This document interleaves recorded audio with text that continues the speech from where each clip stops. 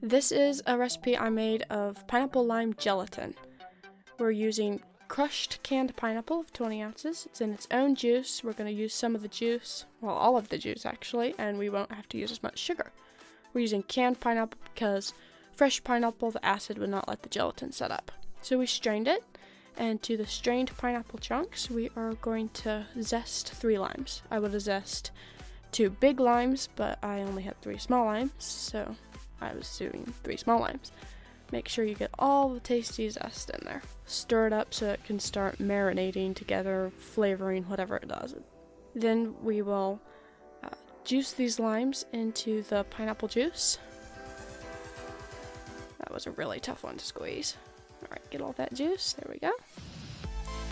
And then we want 3 cups of liquid. So here we have the juices make 1 1/4 cup and the water to make 1 3/4 cups.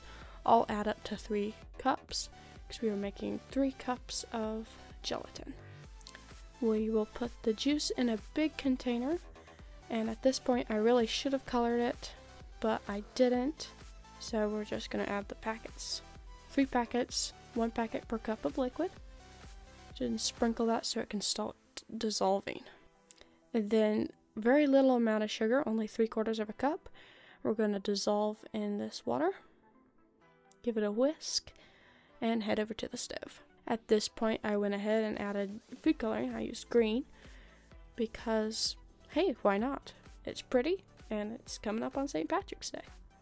You don't have to color it. I think it's a pretty addition. You want to boil that until it looks something like that, and then at that point you can remove it and add it to your sitting juices. You can see the gelatin's all dissolved there.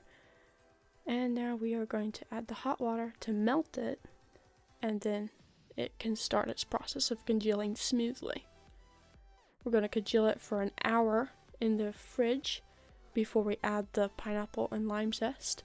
Otherwise, all the fruit would float. Chilling it an hour before lets the pineapple sit all through it. So add that gently and just stir it up.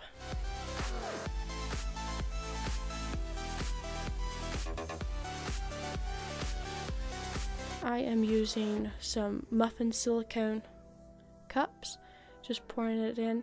This could fit in a 9x9, but I prefer to use these. And then they pop out just like this. Use spray. I didn't one of my first times, and they don't come out like that. But those come out really nice if you spray them. And what could be better than a little something to top it off, like whipped cream, and maybe even a little lime zest.